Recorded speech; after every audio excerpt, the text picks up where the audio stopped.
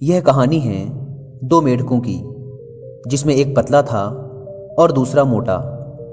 दोनों जंगल के एक छोटे से तालाब में साथ रहा करते थे।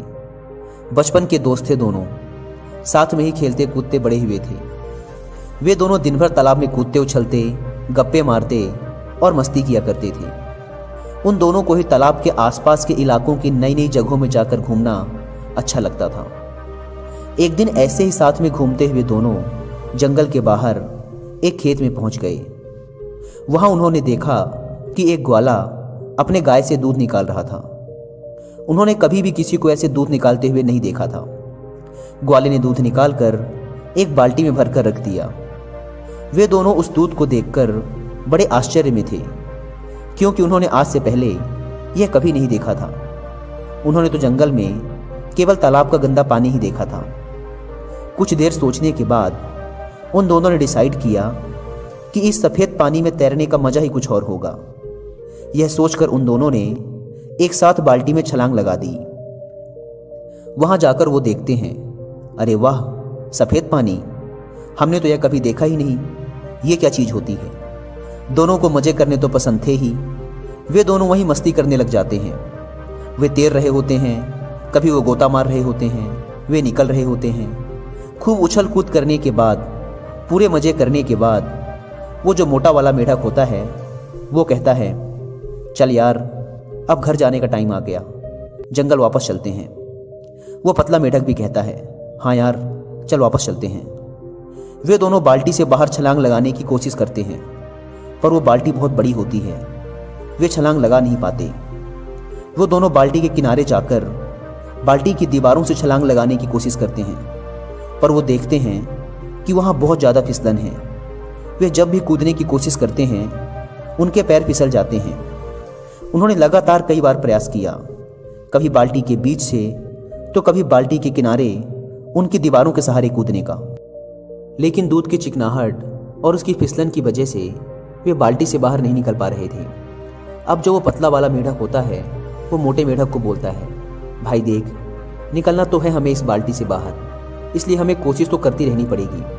पर हमने बहुत बार कोशिश करके देख ली, इसलिए मुझे लगता है हम खुद तो इस बाल्टी से बाहर नहीं निकल पाएंगे, क्योंकि यहाँ बहुत ज़्यादा फिसलन है।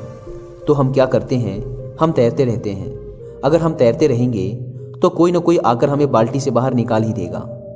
मोटा मेढक उस पतले मेढक की बात मान लेता है और दोनों तैरते रहते हैं। 1 घंटा, 2 घंटे, 3 घंटे हो गए, वो तैरते रहते हैं। कोई आकर उन्हें बाल्टी से बाहर नहीं निकालता। अब जो मोटा मेढक होता है वो तैरते तैरते थक जाता है। वो कहता है, भाई, अब मैं और पैर नहीं चला पाऊंगा। कई घंटों से तैरते तैरते मैं थक चुका हूँ।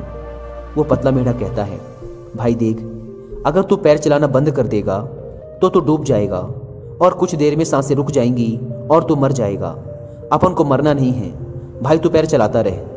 वो मोटा मेढक थोड़ी देर तक पैर और चलाता है, फिर कहता है, भाई देख, हमने बहुत साथ दिया एक दूसरे का। हम दोनों बचपन के दोस्त हैं, आपस में बहुत मस्ती की, हंसी ठिठोली की, हमेशा साथ रहे।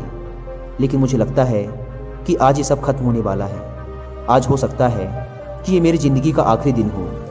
मैं और मेहनत नहीं कर सकता, मैं और पैर नहीं चला सकता, और अब शायद मैं डूबकर मर जाऊंगा। और उस पतले मेढक की आंखों के सामने उसका वह बचपन का दोस्त डूबकर मर जाता है। यह सब देखकर वह पतला मेढक और ज़्यादा तेजी से पैर चलाने लगता है। उसके अंदर आग लग जाती है कि अब कैसे भी करके मुझे इस बाल्टी से बाहर निकलना ही है। मुझे हार नहीं माननी। अगर मैंने भी हार मान ली तो मैं भी मर जाऊंगा। उसकी आंखों से आंसू निकल रहे हैं, पर वो और तेज पैर चलाता जा रहा है। लेकिन जैसा कि हम सब जानते हैं कि अगर थोड़ी देर तक दूध को चलाया जाए तो उसमें से मक्खन बाहर आने लग जाता है।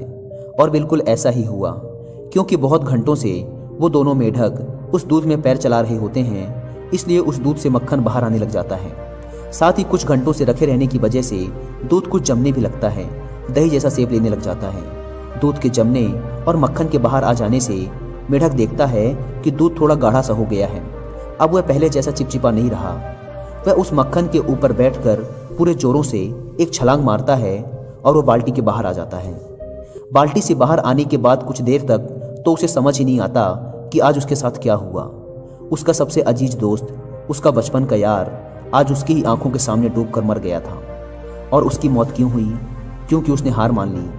अगर वो भी थोड़ी देर तक और पैर चलाता रहता, हार ना मानता, तो आज वो भी जिंदा होता, तो आज वो भी बाहर आ जाता। दोस्तों, इससे पहले कि हम कहानी में आगे बढ़ें, मैं आपके साथ कुछ शेयर करना चाहूँगा। नेवर गिव अप एटीट्यूड, कभी हार ना मानने की आदत, यह कोई ऐसी आदत नहीं है जिसे कोई इंसान अपने साथ लेके पैदा होता है, बल्कि यह तो हमारी मेंटल टफनेस पर डिपेंड करता है, जिसे हम टाइम के साथ डेवलप कर सकते हैं बहुत से चैलेंजेस फेस करके। लेकिन जैसा कि मैं हमेशा बोलता हूँ, कोई भी चीज़ एकदम से नहीं होती, उसके लिए पहले हमें अपना माइंडसेट डेवलप करना पड़ता है। दोस्तों, अब हम अपनी कहानी पर वापस लौटते हैं। वो पतला मेढक बाहर निकलने के बाद जंगल जाता है। जंगल में जाने के कुछ दिनों के बाद वह मेढक एक लेडी मेढक के साथ शादी कर लेता है। शादी के बाद उसके बच्चे होते हैं। वह अपने बच्चों का नाम अपने उस मोटे दोस्त के नाम पे रखता है और अपने बच्चों को रोज शाम को वह पतला मेढक यही कहानी सुनाता है कि मेरा एक मोटा दोस्त हुआ करता था, जिसके साथ मैं पूरे जंगल में घूमा करता था। हम सुबह से शाम तक खेला करते थे। एक दिन हम दोनों एक बाल्टी में गिर गए जिसमें दूध था, और मेरा जो दोस्त था उसने हार मान ली।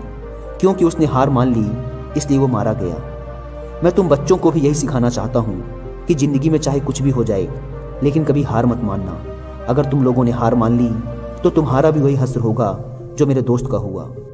दोस्तों, इस कहानी से हम सीख सकते हैं कि दूध का दही जरूर बनेगा, लेकिन उसमें वक्त लगता है, और अगर हमने वक्त से पहले हार मान ली तो हमारा भी वही हाल हो सकता है। हो सकता है हमें जिंदगी में अभी तक वो सब ना मिला हो जो हम चाहते हैं, लेकिन लाइफ में मिलता उन्हें ही है जो कभी हार नहीं मानते। ये भी हो सकता है कि हमें वो सब ना मिले जिसे हम हासिल करना चाहते हैं, लेकिन हमसे ये सुकून कौन छीन पाएगा कि हमने उस चीज़ को पाने के लिए आखिरी दम तक प्रयास किया। एक बात हमेशा याद रखना दोस्तों, हम हारते तब नहीं जब लोग हमसे कहते हैं कि तू हार गया, बल्कि हम हार तब जाते हैं जब हम खुद हार मान लेते हैं।